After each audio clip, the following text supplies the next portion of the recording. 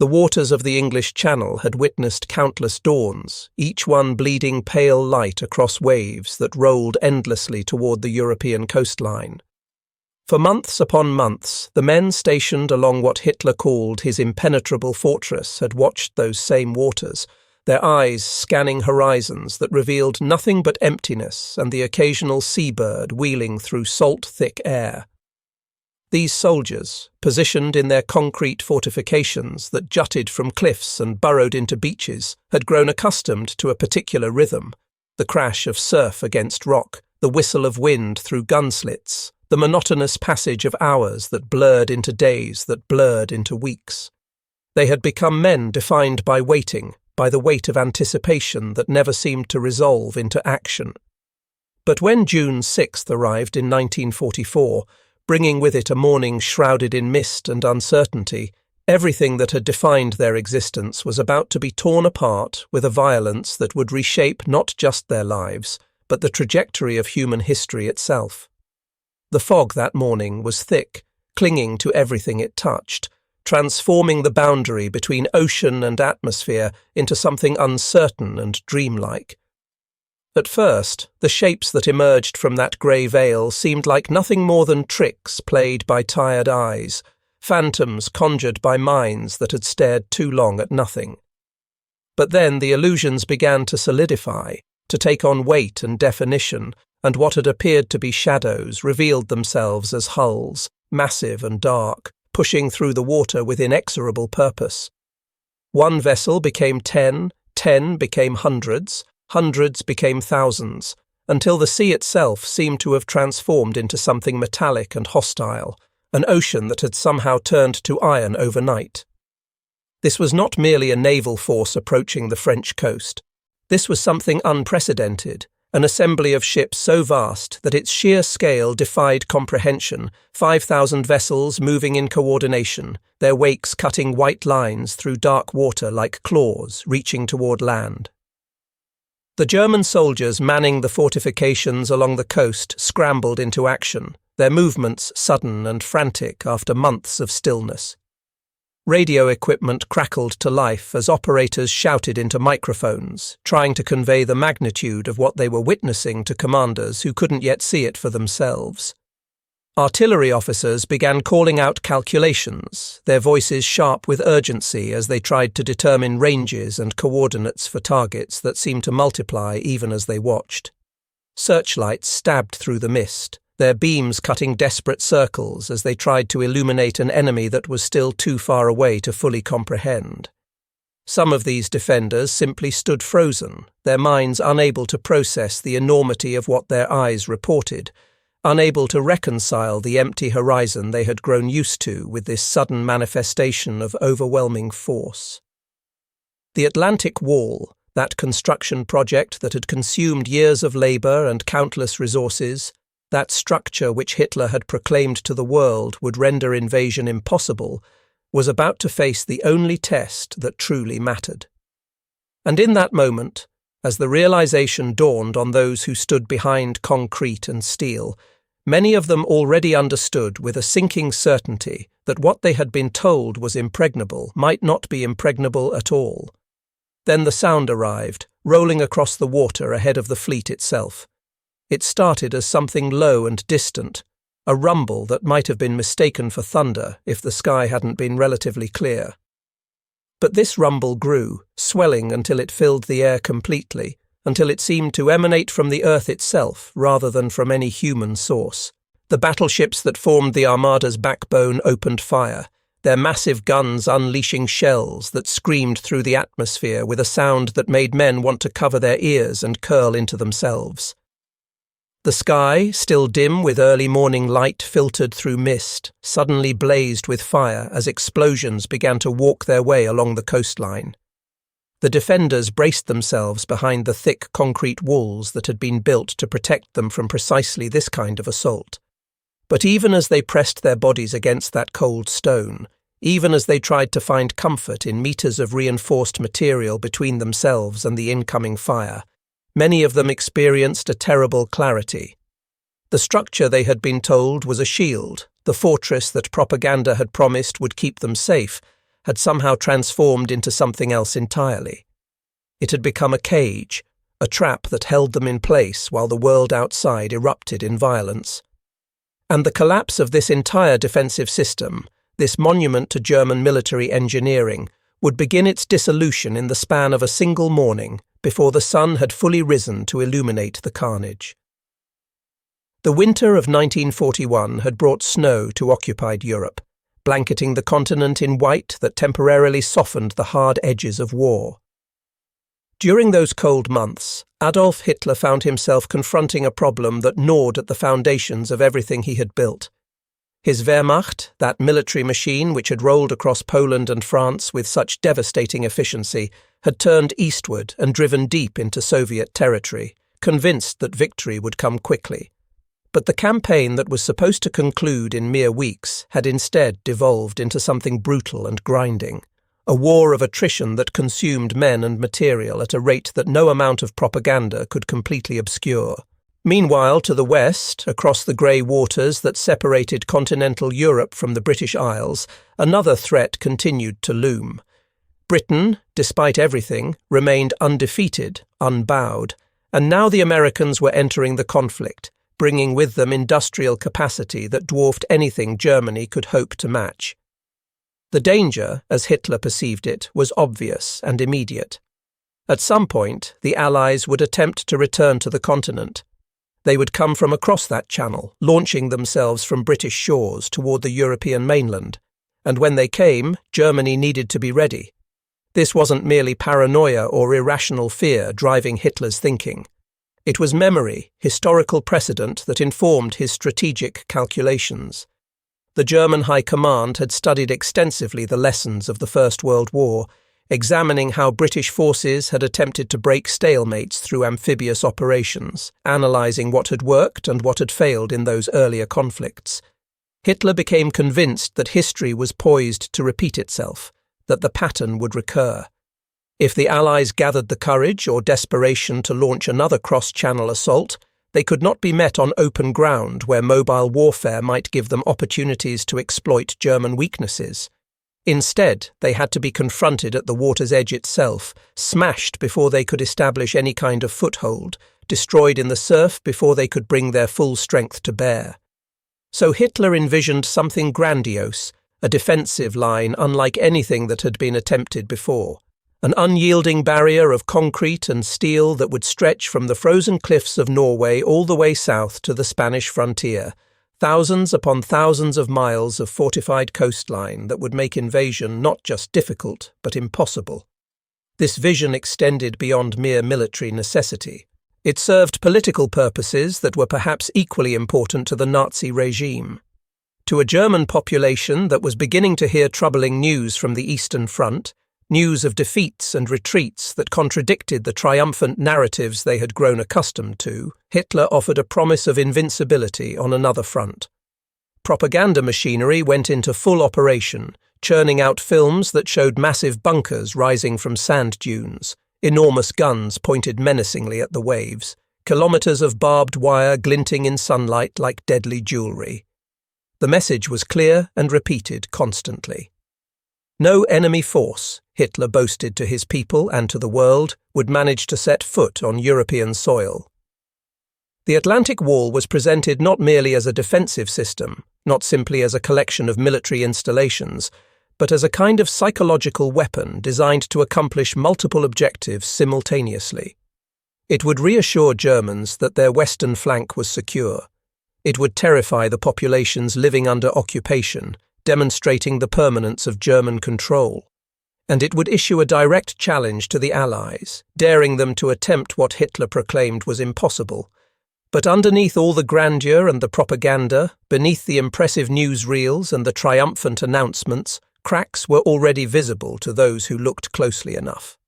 Field Marshal Gerd von Rundstedt, who commanded German forces in the West, possessed enough military experience to understand the fundamental impossibility of what Hitler was demanding.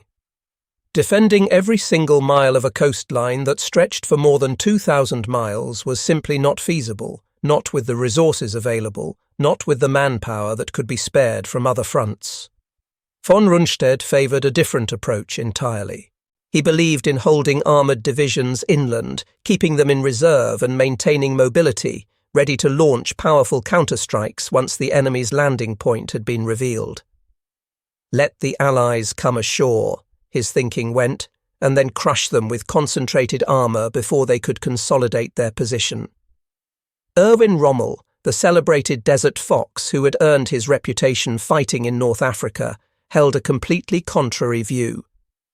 Rommel had witnessed firsthand the devastating effect of Allied air power during those North African campaigns.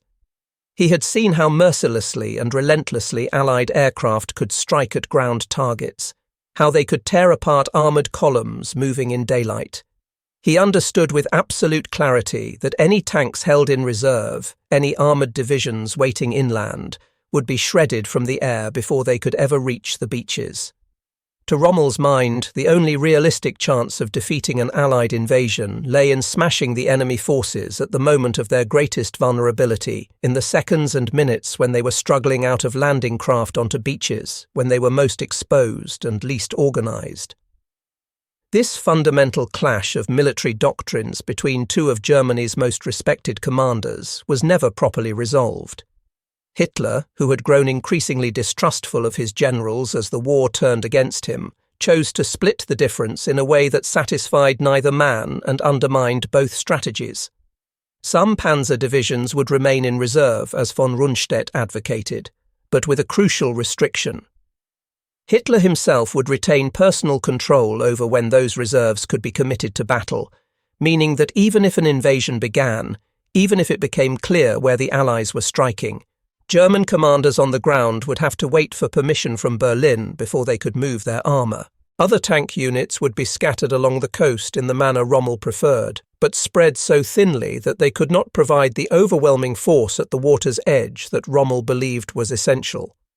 In practical terms, this compromise produced the worst possible outcome. It meant that Germany would have neither sufficient armour positioned at the beaches to repel invaders immediately, nor would they possess the freedom and mobility to manoeuvre their reserves swiftly and decisively once the invasion's location became clear. The defensive strategy, such as it was, combined the weaknesses of both approaches while failing to fully embrace the strengths of either. Across the Channel, Allied leaders were engaged in their own intense debates and planning sessions as they studied the growing fortress that lined the European coast.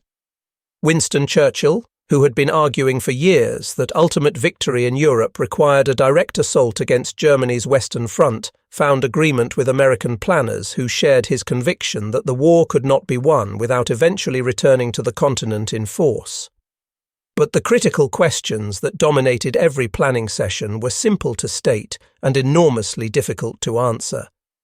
When should the invasion be launched? And where exactly should Allied forces attempt to come ashore?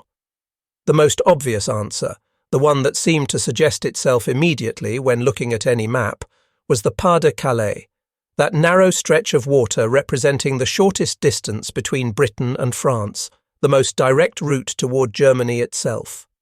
But that very obviousness created its own problems, its own dangers. Any landing at Calais would drive directly into the strongest, most heavily fortified section of the entire Atlantic Wall, into a concentration of German defences that had been specifically prepared with this exact scenario in mind. So Allied planners began to whisper about alternatives, to consider other possibilities. Normandy emerged as a candidate, a stretch of coastline that was less heavily fortified than Calais, less expected, perhaps offering opportunities that the more obvious target could not provide.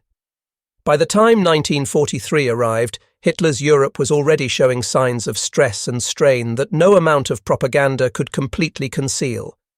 Soviet forces were clawing back territory in the east, reversing German gains through brutal fighting that consumed entire armies.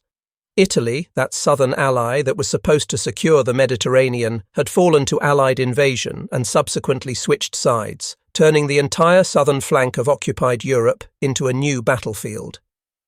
But despite these setbacks, despite the slowly tightening noose, Hitler continued to place his faith in the Atlantic Wall's ability to hold in the West.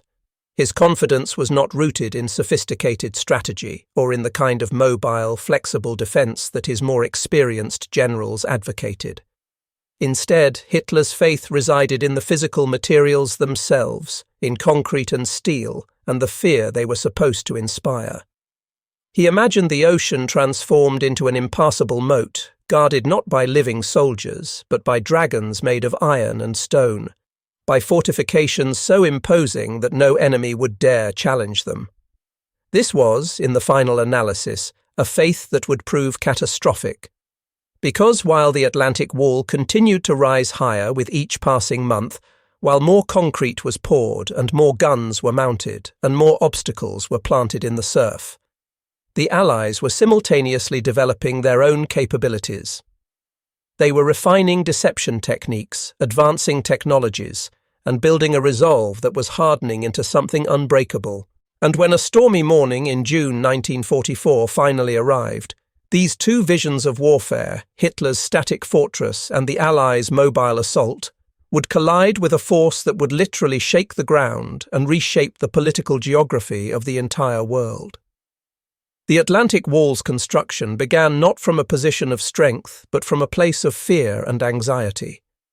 After the disaster that unfolded at Dieppe in August of 1942, when Canadian troops were slaughtered attempting to storm a fortified port in what turned into one of the war's bloodiest failures, Hitler issued orders that the entire coastline of occupied Europe must become an impregnable bastion against any similar attempt.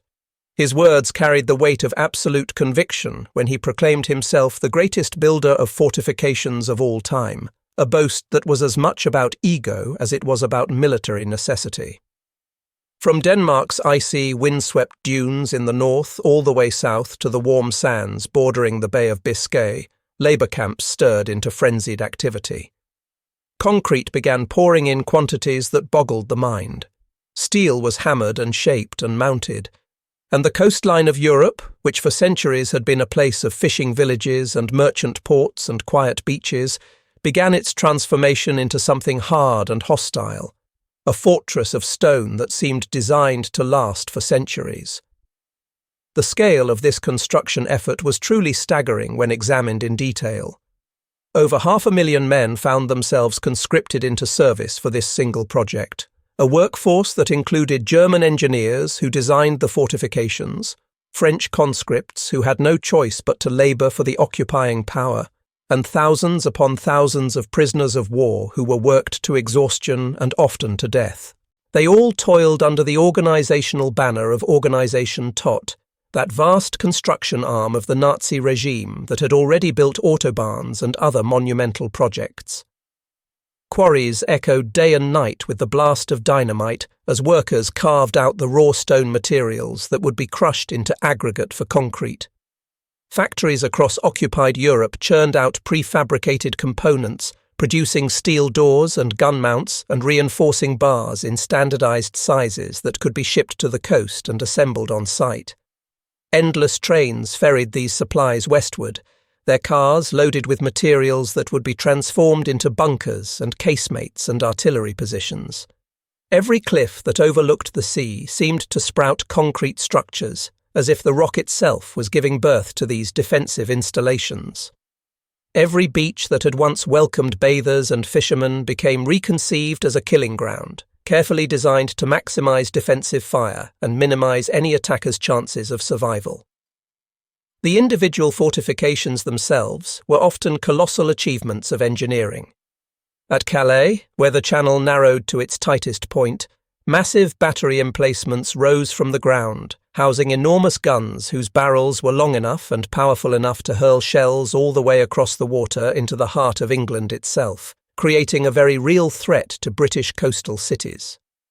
At Cherbourg and Saint-Malo, those important port cities that jutted into the channel, reinforced concrete casemates were constructed to house weapons that dwarfed anything the Allies could hope to bring ashore in the first waves of any invasion. These were not simple gun positions, but elaborate installations with multiple layers of protection, with ammunition storage built deep underground, with observation posts and communication lines and living quarters for the crews who would man them, When Rommel arrived to inspect the defences in early 1943, what he saw both impressed and worried him. He was impressed by the scale, by the ambition, by the sheer quantity of material that had been poured into these fortifications. But he was worried because he could see gaps, he could identify weaknesses, and he immediately began demanding more, always more. Rommel ordered the installation of thousands upon thousands of wooden stakes to be driven into the tidal flats at precise intervals, each one topped with a mine so that any landing craft attempting to come ashore would explode before it could deposit its troops onto dry sand. He demanded the placement of massive steel obstacles that German soldiers called Czech hedgehogs, tripod-shaped barriers made of angled steel beams welded together, bristling across beaches in quantities that would force landing craft to navigate through narrow channels where they could be easily targeted. Entire pastures inland from the beaches were planted with tall wooden poles set into the ground at regular intervals, obstacles that soldiers nicknamed Rommel's asparagus, designed specifically to shred apart any gliders that attempted to land troops behind the coastal defences. To the propaganda machine of the Nazi regime, all of this activity was wonderfully photogenic and deeply reassuring. Newsreels showed smiling workers constructing bunkers with what appeared to be genuine enthusiasm, the Führer's voice promising absolute safety and security, carefully composed images of giant cannons silhouetted dramatically against the sea as if they were guardians from some ancient myth. For the German people, worn down by years of war and increasingly troubled by news from other fronts, the Atlantic Wall became a powerful symbol of reassurance. It was presented as Europe's armoured skin, as a monument suggesting permanence and impregnability, as evidence that despite setbacks elsewhere, the homeland remained protected against invasion from the West. But the reality inside many of these bunkers told a different story, one that propaganda carefully avoided showing. Much of the concrete had been poured in haste, mixed with whatever aggregate was locally available rather than to exacting specifications, resulting in structures that were strong but not uniformly so. Supplies of the highest quality materials were scarce because those same materials were needed desperately on other fronts, particularly in the east where the war was consuming resources at a horrifying rate. In some sectors of the defensive line, machine gun nests had been constructed facing the wrong direction entirely, oriented to fire along the beach rather than out to sea where the threat would actually come from. Artillery pieces were sometimes second-rate weapons that had been dragged from other fronts where they were considered obsolete, guns that lacked the range or accuracy of more modern equipment but were deemed sufficient for this defensive role. The wall, despite all the effort poured into it, despite the staggering resources it consumed, was fundamentally a patchwork creation. It was strong in some places, impressively so, with multiple overlapping fields of fire and defence in depth. But in other locations it was brittle, thin, incomplete, more appearance than substance. Rommel himself, for all his efforts to strengthen the defences, couldn't hide his unease when he filed reports back to higher command. Touring the fortifications personally, walking the beaches and inspecting bunkers and questioning the soldiers who would have to fight from these positions, he saw empty stretches of coastline where construction hadn't even begun. He found half-finished casemates that lacked ammunition or guns or both. He encountered gun crews who had received minimal training and didn't really understand how to use the weapons they were supposed to operate in combat. His written reports described the Atlantic Wall not as the seamless monolith that propaganda portrayed, but rather as something more like a sieve, full of holes and gaps and vulnerabilities that a determined attacker might exploit. Still, despite all these concerns and reservations, for the ordinary soldiers who were assigned to garrison duty along the wall, these fortifications represented their entire world. In Normandy specifically, young men who should have been home with their families instead lived inside damp bunkers that smelled of mould and salt water. They slept on crude wooden boards beneath ceilings that constantly dripped with condensation. They stared out through narrow firing slits that offered limited views of beaches that had been systematically transformed into obstacle courses, littered with barbed wire and mines and steel barriers, all of it waiting for an enemy that might never actually come. Some of these soldiers took genuine pride in the thickness of the concrete walls surrounding them, convincing themselves that they were part of an invincible fortress that would outlast the war itself, that would stand as a monument to German military prowess long after the fighting ended. Others felt differently, experienced these same walls not as protection but as imprisonment, as if the concrete that was supposed to shield them was actually a tomb being built around them while they still breathed. For Hitler, who was increasingly detached from battlefield realities and living in a world shaped more by ideology than by practical military concerns, the wall was more than just a defensive structure. It was a statement, a declaration to the Allies and to the world. "Europe is sealed," the wall proclaimed. "The continent is under German control and will remain so." He genuinely believed that sheer physical fortification could substitute for strategic flexibility, that enough concrete and steel could make up for shortages in trained troops and mobile reserves. Where his experienced generals argued for the need to maintain mobility, for keeping options open and forces flexible, Hitler insisted on immovable strength, on the idea that static defense could somehow prove superior to maneuver warfare. Each new bunker that was completed became, in his mind, another stone in an illusion of permanence, another piece of evidence that his vision of a 1,000-year Reich was not just propaganda, but achievable reality. Yet even as the wall rose higher and expanded farther, even as more resources were poured into making it stronger and more elaborate, Allied planners across the Channel were engaged in their own intensive work. Reconnaissance aircraft flew mission after mission, photographing every casemate and every trench, mapping the defensive positions with meticulous precision. French resistance fighters operating at tremendous personal risk smuggled out actual blueprints of fortifications, drew detailed maps showing exactly where minefields had been laid, and even went so far as to collect samples of beach sand in jars, so that Allied engineers could test whether tanks would be able to cross it or would bog down in soft ground. What Hitler saw as an impenetrable shield, the Allies methodically studied as a complex puzzle, breaking it down into individual pieces that could each be measured and weighed and analysed for weaknesses.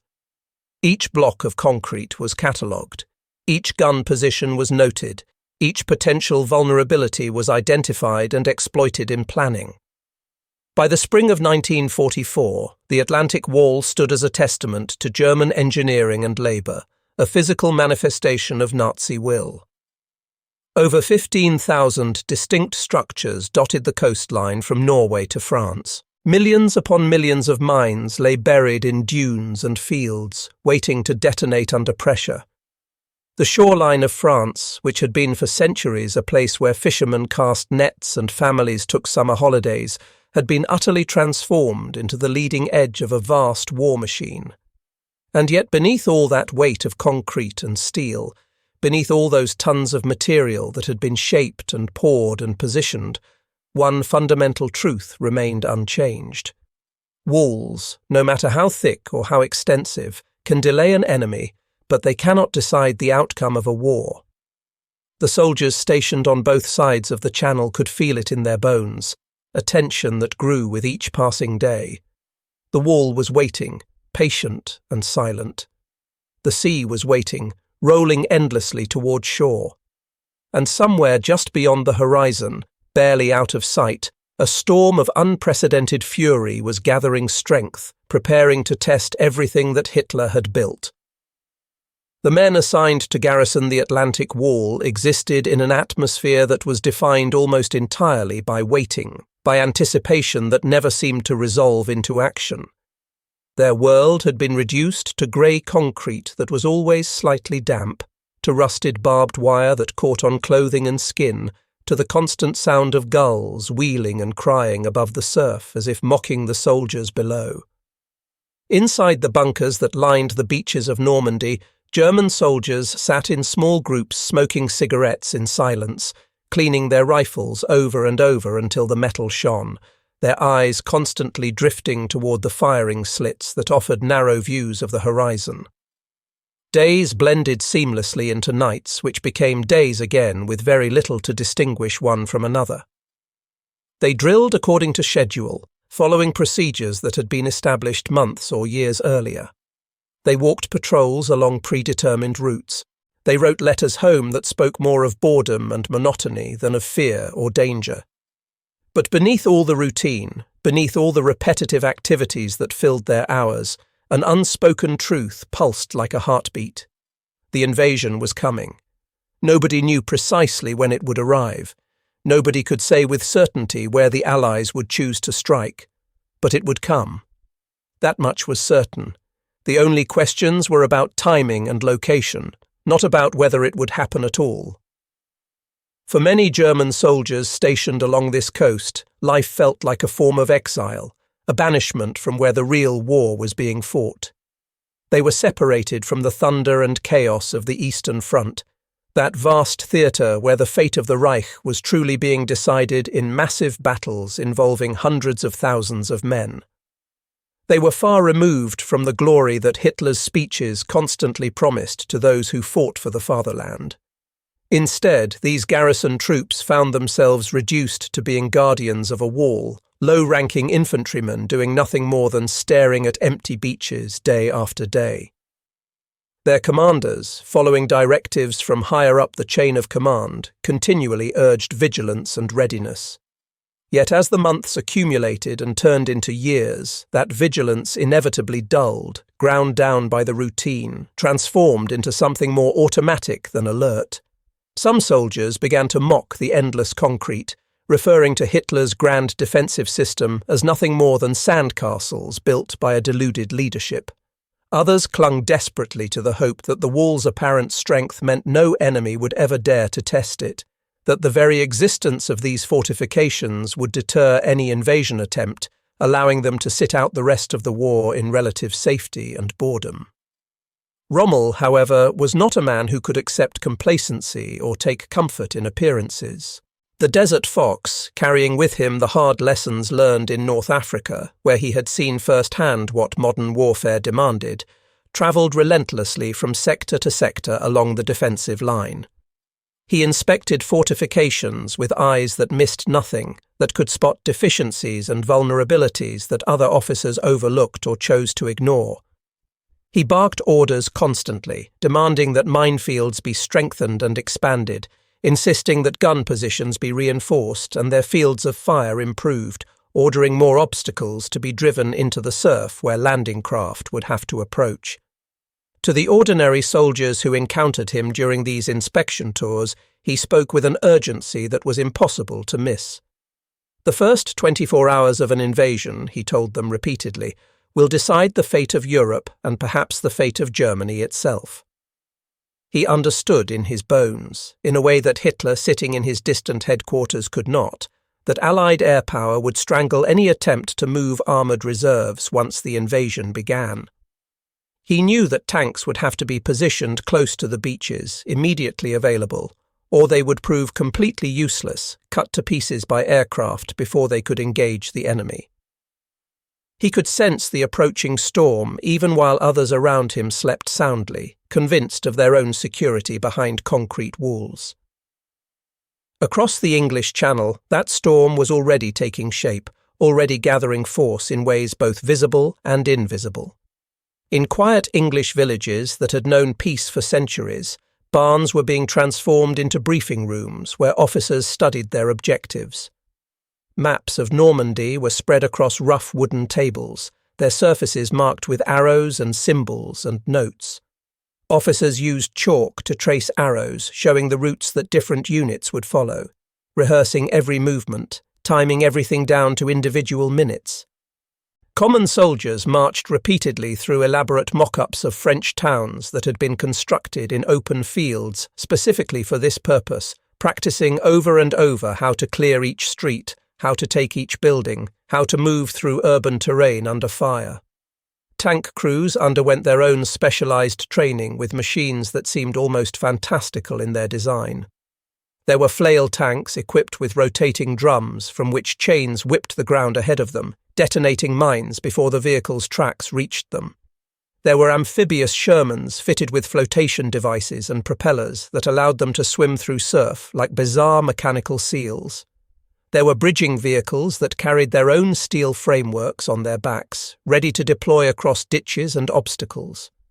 Soldiers called these strange contraptions Hobart's Funnies, named after the British officer who had championed their development, and while they looked almost comical with their odd shapes and unusual attachments, these specialised vehicles would prove absolutely essential in breaking through the Atlantic Wall's defences.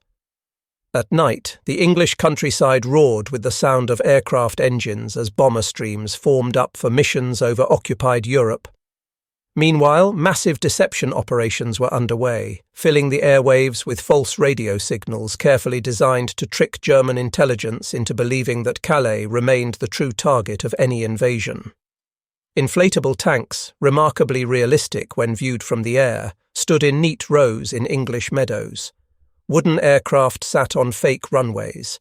Entire phantom armies were conjured into existence through radio traffic and fabricated reports, all designed to mislead the enemy about where and when the blow would actually fall. And in ports stretching from Plymouth all the way around to Southampton, ships gathered in numbers that seemed to defy imagination. Landing craft of every description crowded against docks. Destroyers and battleships and transport vessels filled harbours until the water itself seemed to have been replaced by steel. Among the Allied soldiers who would board these ships, anticipation burned with an intensity that made sleep difficult and waiting almost unbearable. Letters written home during those final days spoke vaguely of something big approaching, unable to say exactly what due to security, but conveying the sense that everything was building toward a climactic moment. Some men prayed, seeking comfort or courage from whatever faith they carried. Some drank, trying to quiet nerves or forget what was coming. Some repeatedly polished their weapons, finding in that familiar activity a way to keep their hands busy and their minds occupied. The night before the Great Fleet was scheduled to depart, Eisenhower walked among the troops, deliberately seeking out ordinary soldiers rather than staying in the comfortable isolation of command. He spoke to them plainly, not projecting the distant authority of a supreme commander, but trying to connect as one human being to others who were about to risk everything. "You are about to embark upon the Great Crusade," he told them, his words steady and clear, even though his own heart carried profound doubts about whether the plan would succeed. Later, alone in his office with the weight of command settling on his shoulders, he scribbled out a note accepting full responsibility if the landings failed, if the gamble he was about to make resulted in disaster. He understood better than most the enormity of what was being attempted. He knew that history's judgment would rest heavily on the decisions made in these hours. He knew that tens of thousands of lives hung in the balance, that the future of Europe and perhaps the world would be shaped by what happened on the beaches of Normandy. As June crept closer, the English Channel itself seemed to become restless, as if nature was responding to the tension building on both its shores. Storms lashed the coast with unusual fury. Waves heaved and crashed. Rain hammered against canvas tents where soldiers waited. Commanders debated endlessly the question that dominated everything. Should they wait for better weather, or should they go despite the conditions? Should they postpone and risk losing the element of surprise, or should they risk the fury of weather and launch the invasion into storms that might scatter the fleet? After hours of tense discussion around a wooden table, after meteorologists had presented their forecasts and generals had voiced their concerns, Eisenhower finally looked up and delivered his verdict with characteristic simplicity. "Let's go," he said, and with those two words set in motion the largest amphibious invasion in human history. And so, in the final hours of June 5th, as afternoon faded into evening and evening into night, engines roared to life across southern England. Paratroopers boarded transport aircraft, their faces blackened with charcoal to reduce visibility, their hearts pounding beneath the weight of heavy gear and heavier responsibility. Regular infantry soldiers filed into landing craft, many of them already seasick from the rocking and swaying of vessels still tied to docks, trying not to think about how much worse it would be in open water. Tank crews made final checks of their vehicles, lashing waterproof skirts around Shermans to keep water out of engines and crew compartments when they drove through surf. Sailors readied anchors and consulted charts, preparing to navigate through darkness toward a hostile shore. Above all of this activity, above the ports and the staging areas and the ships gathering in formation, bombers climbed into the night sky, their wings heavy with explosives that would soon be falling on German positions, the droning of their engines creating a sound that filled the air for miles. Back on the beaches of France, back where the Atlantic wall stood waiting in the darkness, German sentries leaned against their rifles and stared out into mist that revealed nothing. Some of them thought about homes they hadn't seen in years, about families they wondered if they would ever see again. Some thought about the endless waiting, about how long they had been watching an empty horizon, about whether anything would ever actually happen, or whether they would spend the rest of the war standing guard over beaches that no enemy would ever approach. The horizon before them was empty, as it had been yesterday and the day before, and all the days stretching back months. The sea appeared calm, rolling in gentle swells toward shore. But somewhere beyond the edge of darkness, beyond the reach of their vision, the greatest armada in the history of human warfare was already in motion, already advancing toward them. The waiting, that long period of anticipation and anxiety that had defined existence for so many on both sides of this conflict, was finally, irrevocably over. The battle for the future of Europe was about to begin, and nothing would ever be the same again. The night of June 5th in 1944 settled over the English Channel with a thickness that seemed almost physical, air heavy with moisture and anticipation. Wind tore at waves that were already rough from recent storms, sending spray high into the air where it hung suspended before falling back to the water's surface. Rain came in sheets, lashing down with a persistence that made visibility poor and conditions miserable for everyone exposed to the elements. For hours that must have felt like days to those experiencing them, the Great Armada crept forward across the water, thousands upon thousands of ships carrying within their hulls tens of thousands of men, along with tanks and artillery and supplies, and the accumulated hopes of nations. Above this massive fleet, cutting through cloud and rain and darkness, came the constant drone of aircraft, a sound so pervasive and unrelenting that it seemed to fill the entire sky, rolling across the water in waves. Inside transport planes, paratroopers sat shoulder to shoulder on hard benches, tightening their harnesses for the 10th or 20th time, checking weapons and equipment with nervous fingers, whispering prayers to gods they hoped might be listening. Each of these men carried far more than just a rifle and ammunition. They carried the weight of history itself, the knowledge that what they were about to attempt had never been done on this scale before and might never be attempted again. At 1:15 in the morning, while most of the world slept unaware that the course of history was shifting beneath them, the first wave of the invasion struck not at the beaches, but inland. British gliders, those engineered contraptions made of wood and fabric that seemed far too fragile for the task being demanded of them, swooped silently through darkness like enormous birds of prey, their wooden frames groaning and creaking under stress as they cut through mist. They slammed into fields near the Caen Canal with impacts that were violent and jarring, wings tearing off as they skidded across ground. But the soldiers packed inside spilled out almost before the gliders had stopped moving, racing to seize the bridges that were their objectives before German reinforcements could arrive to contest them.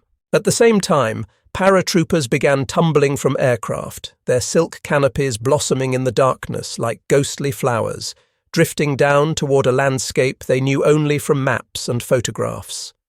Some of these descending soldiers landed in hedgerows, where they became tangled in branches and had to cut themselves free while under fire. Others came down in rivers and streams, where the weight of their equipment dragged them underwater, drowning in mere feet of depth while struggling to escape their harnesses. Some landed directly into German fire, shot while still dangling helplessly beneath their parachutes. The drops were scattered and confused, with clouds and winds carrying men miles away from their intended landing zones, units mixing together in the darkness, officers trying to gather their troops by using clicking devices that produced sounds like crickets as recognition signals. To the east and west of the main landing beaches, American airborne units experienced their own version of chaos as they jumped into the Norman night. Cloud cover that was supposed to have cleared remained thick, scattering formations even more than planners had anticipated. Winds carried paratroopers far off course, sometimes depositing them in villages where they had to fight house to house against defenders who were equally surprised by their appearance. Some of these American soldiers drowned in fields that Rommel had deliberately flooded as part of his defensive preparations. Men who came down into water in the darkness and found themselves tangled in their parachute lines, unable to surface, dying in confusion and panic in what should have been solid ground. Others stumbled through the darkness, firing at shadows and sounds, trying to link up with their units, trying to accomplish missions when they weren't even certain where they were or who was with them. In the town of Sainte-Mère-Église, one unfortunate paratrooper found his parachute caught on the church steeple, leaving him dangling helplessly as a battle raged below him, tracer rounds lighting up the night sky in patterns of deadly beauty. Yet despite all this chaos and confusion, despite the casualties and the scattered drops and the plans going awry almost from the first moment, by the time dawn began to lighten the eastern sky, the airborne forces had accomplished something crucial. They held crossroads and bridges and towns, blocking routes that German reinforcements would need to use to reach the beaches. The noose around the landing zones was beginning to tighten from within, even as the main assault prepared to strike from the sea. And then, as night gave way gradually to the grey, uncertain light of dawn, as the hour approached when the first landing craft would beach themselves on Norman sand, the sea itself underwent a transformation that seemed almost supernatural to those witnessing it. Out of the mist that still clung to the water's surface, German sentries who had spent the night staring into darkness began to glimpse shapes and shadows. At first, these seemed like nothing more than tricks played by tired eyes and uncertain light, vague forms that might have been waves or clouds or imagination. But then the shapes began to solidify and multiply, taking on definition and solidity until they were unmistakably real. What had been shadows revealed themselves as hulls, dark and massive, pushing steadily through the water. One ship became 10, 10 became 100, 100 became thousands, until the horizon in every direction was filled with vessels, until the sea itself seemed to have been replaced by something made of iron and steel. This was not merely a fleet, not simply a large naval force. This was something unprecedented in human experience, an assembly of ships numbering over 5,000, the largest armada ever gathered in the entire history of naval warfare, moving as one vast organism with a single deadly purpose. Destroyers and battleships formed the outer layer, their guns already trained on the shore. Landing craft of every size and description filled the spaces between larger vessels. Transport ships waited further back, ready to disgorge more troops and supplies once the beaches were secured. The Allied armada stretched beyond the limits of vision, an ocean that had somehow transformed itself into a machine of war. Inside their bunkers along the Atlantic Wall, German soldiers who had grown used to empty horizons suddenly found themselves scrambling into action with a frantic energy born of shock and fear.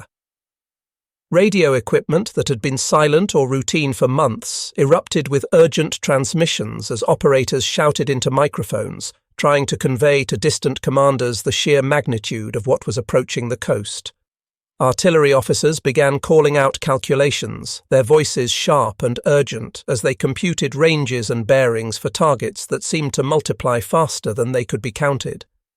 Searchlights that had been dark came to life, their beams cutting desperate circles through the lingering mist as they tried to illuminate an enemy that was still too far away for small arms but close enough to inspire terror. Some defenders simply stood motionless, their minds unable to process what their eyes were reporting, unable to reconcile months of empty waiting with this sudden manifestation of overwhelming force. The Atlantic Wall, that construction project which had consumed years of labour and uncountable resources, That system of fortifications which Hitler had proclaimed to the entire world would make invasion impossible was about to face the only test that truly mattered. And in that moment, as understanding dawned on those German soldiers who stood behind meters of concrete with weapons in their hands, many of them already knew with a sinking, terrible certainty that what they had been told was impregnable might shatter under the coming blow. Then the sound arrived, rolling across the water ahead of the ships themselves. It began as something low and distant, a rumble that might have been confused with thunder if the sky had been filled with storm clouds. But this rumble grew and swelled, building in intensity until it filled the air completely, until it seemed to emanate not from any human source, but from the earth and sea themselves. The battleships that formed the backbone of the Allied fleet opened fire almost simultaneously, their massive guns unleashing a barrage that turned the sea into a wall of flame and smoke.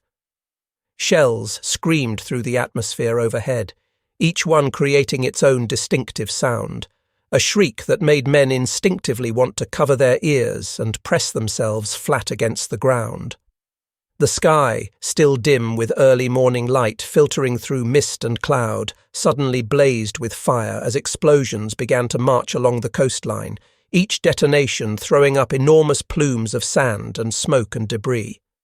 The Allied warships fired salvo after salvo, their guns unleashing thunder that physically shook the coast, that could be felt in the chest and bones of everyone within miles. Shells crashed into bunkers with concussive force, hurling fountains of sand high into the air where they hung for a moment before raining back down. Entire casemates quivered and trembled as if the earth itself was being shaken by some giant hand. Soldiers inside these fortifications clutched their helmets with both hands, pressed themselves against concrete walls, felt dust raining down from ceilings as the structure around them absorbed hit after hit. Their ears rang from the cacophony until hearing became muted and distorted, until communication required shouting directly into someone's ear.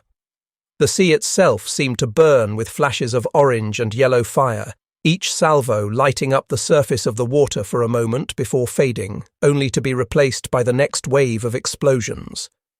Then, before the naval bombardment had even slackened, before defenders had any time to recover from the initial shock, the aircraft arrived. Wave after wave of bombers roared overhead, their engines creating a vibration that could be felt through the ground, through concrete, through the very air itself.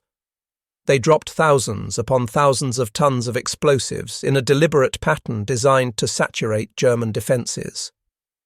The morning sky was literally torn apart by fireballs that bloomed and expanded, by smoke plumes that reached upward as if trying to touch the clouds, by a rain of shrapnel and debris that fell across a landscape being systematically destroyed. The Atlantic Wall, that monument to German engineering and military ambition, shuddered and quaked beneath the combined weight of naval shells and aerial bombs, assaulted by more high explosives in a single hour than had been used in entire months of earlier campaigns. Yet, when the smoke began to clear, when the intensity of the bombardment finally slackened as the first wave of landing craft approached the surf zone, many of the bunkers and fortifications still stood. Concrete walls, though cracked and scarred, had not collapsed. Guns continued to roar defiantly, their muzzles flashing as they spat fire back toward the approaching invaders, determined to exact a price for every foot of sand that would be taken. At precisely 6:30 in the morning, with the light growing stronger but still filtered through smoke and mist, the landing craft reached the shore and dropped their ramps. The invasion, that massive gamble upon which the fate of Europe and perhaps the world depended, had finally and irrevocably begun. On Utah Beach, positioned at the western end of the invasion zone, American infantry splashed ashore through cold surf and found themselves facing mercifully light resistance compared to what had been feared. Through a combination of strong currents that had pushed landing craft off their planned course and sheer good fortune, the troops came ashore in a sector where German defences were weaker and less well coordinated than in other locations. Within hours rather than days, they managed to link up with airborne units that had been fighting inland since the early morning hours, forming a continuous lodgement that gave the Allies a secure foothold. Utah Beach, despite all the fears and all the careful planning for every contingency, fell relatively quickly and with fewer casualties than any other sector. At Gold and Juno beaches, where British and Canadian divisions came ashore in the centre of the invasion zone, the defenders put up stiffer resistance. The beaches were studded with minefields that had to be cleared under fire, with machine gun nests that raked the surf with interlocking fields of fire, with obstacles both natural and man-made that threatened to bog down the assault before it could gain momentum. But here, the specialised armour that soldiers had nicknamed Hobart's Funnies proved their worth in ways that saved countless lives. Flail tanks advanced through the surf, their rotating drums whipping heavy chains against the sand, detonating mines in furious bursts of fire and smoke, clearing paths that infantry could follow with reduced risk. Amphibious Shermans, those tanks modified to swim through water using flotation devices and propellers, crawled out of the waves already firing, their guns spitting shells at bunkers and strongpoints, providing covering fire for infantry struggling to cross open beach. Bobbin carriers unrolled carpets of reinforced matting across soft sand and shingle, creating temporary roads that other vehicles could use without becoming mired. Slowly but methodically, with a combination of specialised equipment and sheer determination, British and Canadian forces carved their way inland, securing villages and pushing toward their objectives. At Sword Beach, the easternmost point of the invasion zone, British infantry stormed ashore behind the cover of heavy naval bombardment that had pounded German positions into temporary submission. Commandos raced through smoke and chaos, their objective to advance inland quickly and link up with airborne forces who held critical bridges near the Caen Canal. For these troops, the Atlantic Wall cracked relatively quickly under the initial assault, its defenders overwhelmed by the combination of naval gunfire, specialised armour, and well-trained infantry working in coordination. But at Omaha Beach, positioned between Utah to the west and Gold to the east, the Atlantic Wall revealed its true potential for horror and demonstrated what might have happened across all 5 beaches if circumstances had been different. Omaha was a natural killing ground, a stretch of sand overlooked by high bluffs that were riddled with bunkers and trenches and gun emplacements perfectly positioned to enfilade any troops attempting to cross open ground. As the first landing craft dropped their ramps, German machine guns opened fire with a fury that turned the surf red with blood. Entire squads of men fell before they had taken more than a few steps, cut down by interlocking fields of fire that had been carefully pre-sighted and registered. Mortars began raining shells into the crowded beach, each explosion shredding groups of men who were packed too tightly together, who had nowhere to hide and no cover to reach. The amphibious tanks that were supposed to provide covering fire mostly sank in the rough seas before reaching shore, their flotation devices overwhelmed by waves, leaving the infantry exposed and vulnerable in ways that planners had never intended. Bodies began to accumulate in the shallows, rolling back and forth with the waves, the tide literally stained crimson for yards out from the beach.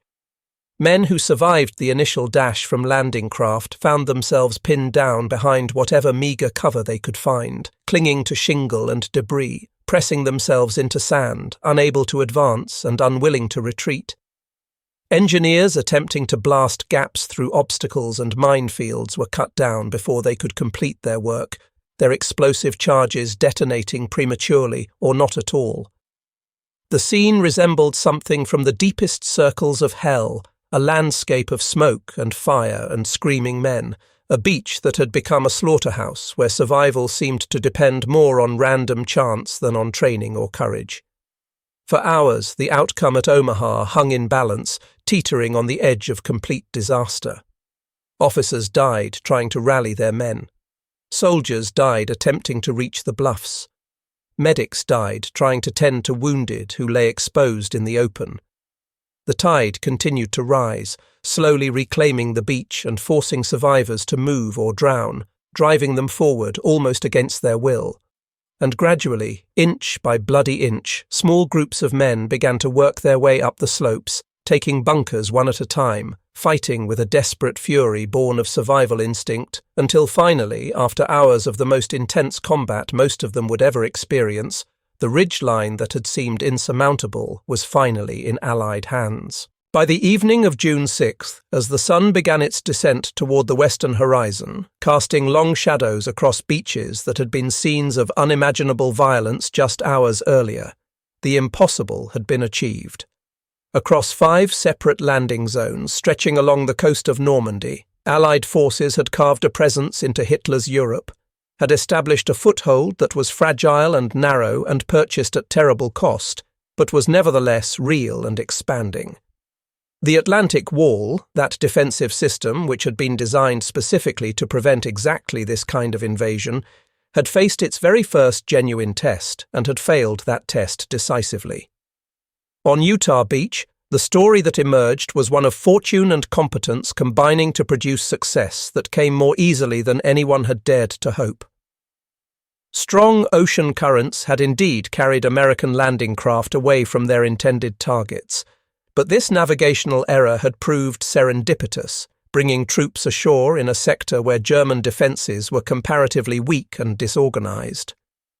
By mid-morning, with the sun climbing higher and burning off some of the lingering mist, paratroopers from the 82nd and 101st Airborne Divisions, who had been fighting since the early hours of darkness, managed to link up with infantry advancing from the beach. Together, working in coordination despite the chaos and confusion that still reigned, they secured vital roads and causeways that cut through flooded areas, effectively choking off German attempts to launch counterattacks before those counterattacks could gather strength. Utah Beach, despite all the fears that had kept planners awake at night, despite all the contingencies that had been prepared for, had fallen quickly and with casualties that were mercifully light compared to what had been anticipated or experienced elsewhere. Omaha Beach told a completely different story, one written in blood and sacrifice and courage that bordered on the suicidal.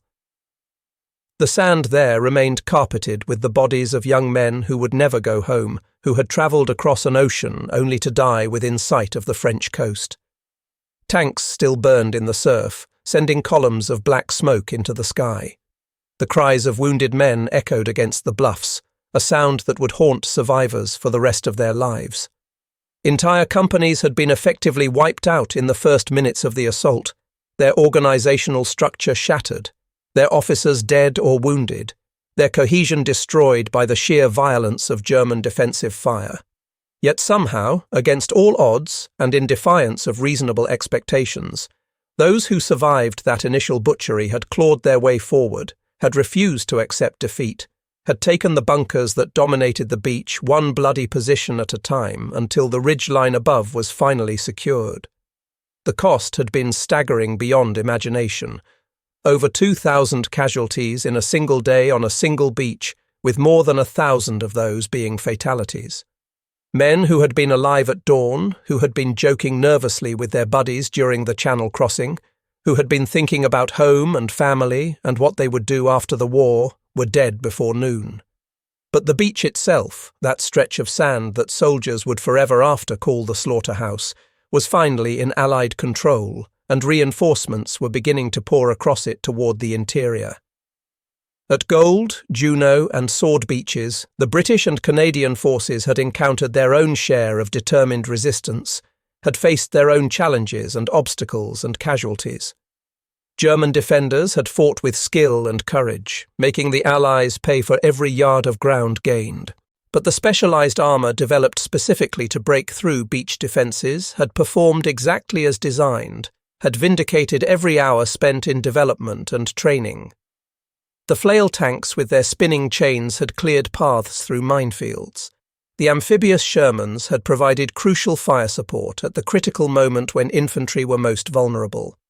The engineering vehicles had bridged obstacles and created passages where none had existed. By nightfall, British and Canadian troops had pushed inland from the beaches, had captured several villages, and had managed to link up with airborne forces who had been holding bridges and crossroads since the pre-dawn hours. The city of Caen, which had been designated as a primary objective for the first day, remained beyond reach, still in German hands.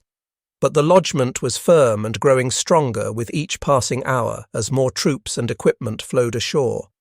German command structures, carefully built and organised over years of occupation, reeled under the shock and struggled to mount any kind of coordinated response.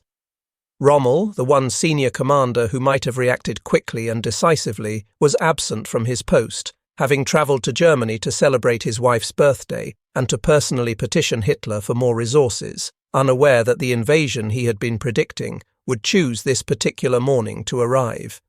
Von Rundstedt, technically in overall command of forces in the West, sent urgent messages requesting permission to commit the panzer reserves that were being held back from the coast, but his pleas went unheard or were deliberately ignored by a command structure that had become paralysed by fear of making the wrong decision. Hitler himself, when he was finally awakened and informed that a major landing was underway in Normandy, dismissed the reports as describing nothing more than a diversion, a feint designed to draw attention away from what he remained convinced would be the real invasion at Calais. He refused to authorize the release of armoured reserves, clinging to his mistaken belief that this was not the main event. When permission finally came, when the panzers were at last allowed to move toward the coast, it was far too late. Allied fighter bombers, those aircraft that Rommel had warned about, descended on the moving columns like predatory hawks, tearing them apart with rockets and cannon fire, leaving the roads to Normandy littered with burning vehicles and dead crews. By the time any significant German armour managed to reach the battlefield, the beaches were already lost, the lodgment was already established, and the opportunity to throw the invaders back into the sea had already slipped away forever. The human cost of June 6th could be measured in numbers that were simultaneously precise and inadequate, figures that captured the scale but somehow failed to convey the reality of individual tragedy multiplied thousands of times over. By the time darkness finally fell and firing slackened and exhausted men on both sides collapsed into whatever sleep they could manage, the Allies had suffered more than 10,000 casualties across all 5 beaches. Over 4,000 of those would be confirmed as deaths rather than wounds, men who had woken that morning in landing craft or transport ships and who would never wake again. German losses remained uncertain in the chaos and confusion, impossible to calculate precisely with command structures disrupted and units scattered, but certainly numbered in the thousands killed, wounded, or captured. And civilians, the ordinary French men and women and children who had the misfortune to live in the path of this titanic clash, paid their own terrible price. Villages lay in ruins from the bombardment that preceded the landings, their buildings reduced to rubble by shells and bombs. Families fled from burning homes carrying whatever they could grab in their arms, streaming inland away from the fighting, becoming refugees in their own country. Normandy itself, that pastoral landscape of orchards and hedgerows and quiet country lanes, had been transformed overnight into something resembling the surface of an alien planet, a graveyard where the earth itself had been torn open and the very air smelled of explosives and death. Yet in purely strategic terms, setting aside for a moment the human cost and the individual tragedies, the outcome was absolutely unmistakable and would reshape the entire future course of the war. The Atlantic Wall had failed its test. Years of intensive labour, millions of tons of concrete poured and shaped and positioned, billions of Reichsmarks invested in construction and armament, all of it had crumbled in the face of Allied firepower and ingenuity and sheer determination. The wall had been built with a specific promise, had been constructed to keep invaders out of occupied Europe, to make the continent into a fortress that could never be successfully assaulted from the sea. Instead, it had trapped German defenders inside bunkers that became their tombs, had channeled them into fixed positions where they could be systematically destroyed, had rendered them immobile precisely when mobility was their only hope of success. News of the successful landings spread with remarkable speed across a world that had been holding its breath waiting for this moment. In Berlin, Nazi officials struggled desperately to mask their panic behind propaganda proclamations announcing that counterattacks were being prepared that would drive the Allies back into the sea from which they had come. In London and Washington and other Allied capitals, church bells rang in celebration and newspaper headlines proclaimed in enormous letters that the liberation of Europe had finally begun. Across occupied nations throughout the continent, whispers of hope that had been suppressed for years suddenly turned into open acts of defiance as resistance fighters struck at rail lines and communication nodes and German convoys with renewed fury, emboldened by the knowledge that the tide of war had definitively turned. For the men who were actually on the ground in Normandy, whether they wore Allied or German uniforms, the immediate consequence of June 6th was simply overwhelming exhaustion that went beyond anything physical. Sleep came only in shallow, fragmented bursts between artillery barrages that continued through the night. Food, when it could be eaten at all, was consumed cold while crouching in muddy ditches or shell craters.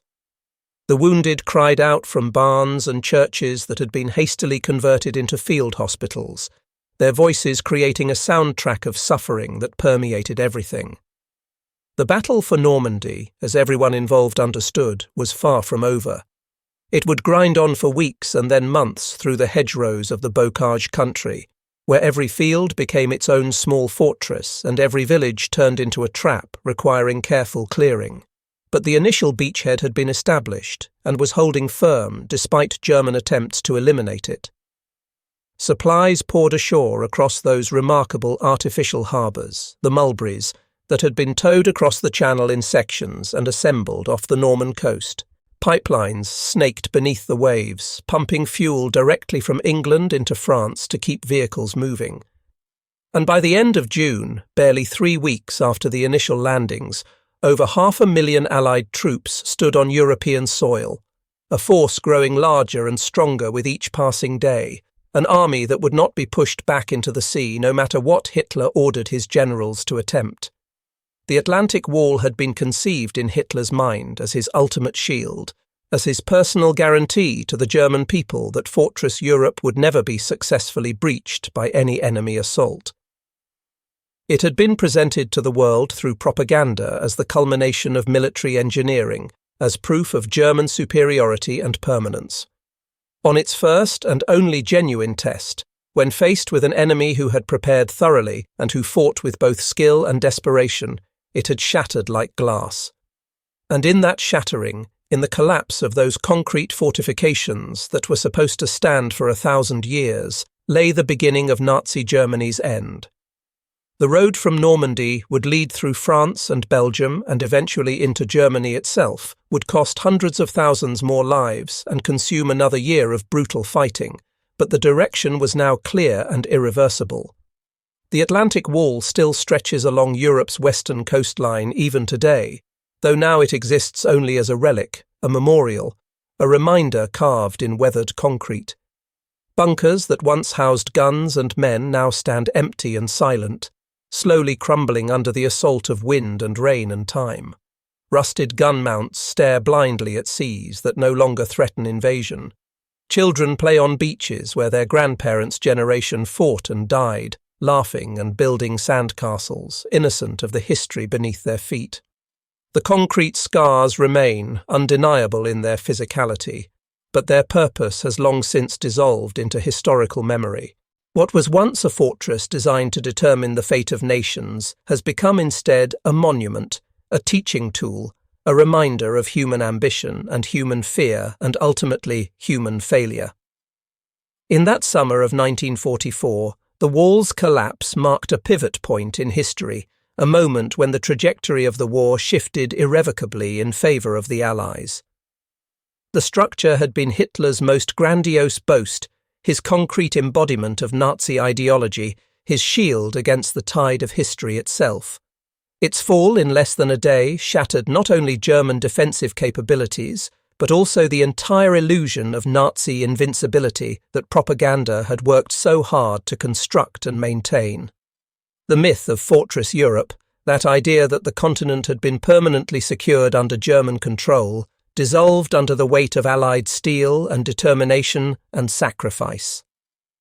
From that breach carved into the Norman beaches flowed consequences that would reshape the world. The liberation of France followed, then the march across Belgium, then eventually the crossing of the Rhine and the final assault into Germany itself that would bring about the Reich's total collapse. For the Allied nations, the meaning and importance of what had been achieved at Normandy was profound in ways both military and psychological. The success of the landings validated years of intensive planning, of training, of deception operations, of sacrifice. It proved beyond any doubt that mobility and ingenuity and careful preparation could triumph over static defensive systems, no matter how elaborate. Air power had played a decisive role, exactly as some planners had predicted. Amphibious operations on an unprecedented scale had succeeded despite skepticism from some quarters. The courage of ordinary soldiers, men who were often just teenagers facing combat for the first time in their lives, had overcome obstacles and defences that might have seemed insurmountable. Military doctrine would never again place primary faith in fixed fortifications or static defensive lines. Modern warfare, as Normandy demonstrated with brutal clarity, demanded constant movement, demanded deception, demanded control of the skies above the battlefield, demanded the kind of flexibility and adaptability that concrete walls could never provide. For Germany and its military leadership, the wall's catastrophic failure carried lessons that were darker and more damning. It demonstrated how authoritarian systems that suppress dissent and punish independent thinking could blind themselves to reality, could place faith in symbols rather than substance. Hitler had believed with absolute conviction that enough concrete could substitute for strategic flexibility, that fear could replace mobility, that walls could stand in place of competent tactical decision-making. His generals, men like Rommel who understood modern warfare, had argued strenuously against this kind of static defence, but their arguments had been ignored or overruled by a dictator who valued his own intuition more than their expertise. When the test finally came, when Allied ships appeared on the horizon and troops began coming ashore, German forces found themselves paralysed by a command structure that couldn't make decisions quickly enough to matter. Reserves were shackled by orders requiring Hitler's personal permission to move. Defences were undermined by contradictory strategic doctrines. The Atlantic Wall became in its final hours not a shield protecting German soldiers, but rather a tombstone marking where they had stood and died. In the decades since that June morning, historians and military analysts have studied the Atlantic Wall with enduring fascination, examining it from every conceivable angle. Some view it primarily as a marvel of engineering, an impressive demonstration of what could be accomplished with enough resources and forced labour, worthy of study for its technical achievements alone. Others see it as a colossal waste, a misallocation of resources on a staggering scale, concrete and steel that could have been used far more effectively in mobile weapons systems or in strengthening forces on other fronts where they might have made a real difference. Tourists now walk through bunkers that once echoed with voices and gunfire, their modern flashlights cutting through corridors that were once alive with the sounds of war, trying to imagine what it must have been like to wait in these spaces knowing that invasion was coming, but not when or where. Veterans who survived that day have returned in their later years, standing on beaches that were once crimson with the blood of friends and comrades, listening to waves roll peacefully over sand that was once churned by explosions and littered with bodies, wrestling with memories that time has softened but never erased. The physical memory lingers in these structures, in the concrete that refuses to fully decay, in the steel that rusts but persists. And the warning lingers too, just as stubbornly. The lesson that Normandy teaches is fundamentally timeless, relevant far beyond the specific circumstances of June 1944. No fortress, regardless of its apparent strength or its impressive appearance, is truly eternal. Concrete cracks under stress. Steel rusts when exposed to salt air. Walls, no matter how vast their extent or how many resources were invested in their construction, cannot ultimately halt the tides of history when those tides are driven by human determination and human ingenuity. The Atlantic Wall, conceived as Europe's impenetrable barrier, as the structure that would keep the continent sealed and secure under Nazi control indefinitely, became instead Europe's stark reminder that victory in modern warfare lies not in passive stone, but in active strategy, not in static defences, but in mobility and adaptation, not in the ability to endure, but in the will and capacity to change and overcome. Perhaps that transformation, that inversion of purpose from shield to memorial, represents the structure's truest and most enduring legacy. Not the physical bunkers scattered along the Norman coastline, slowly crumbling into the cliffs from which they were carved. Not the rusting gun mounts or the shattered minefields or the observation posts that stare blindly at peaceful seas, but rather the story itself, the narrative of how arrogance encountered ingenuity, how rigid doctrine confronted flexible planning, how walls designed to be permanent met waves of change they could not resist, and how one morning in June, lasting less than 24 hours from darkness to darkness, succeeded in reshaping the fate of the entire world in ways that echo forward even into our present day.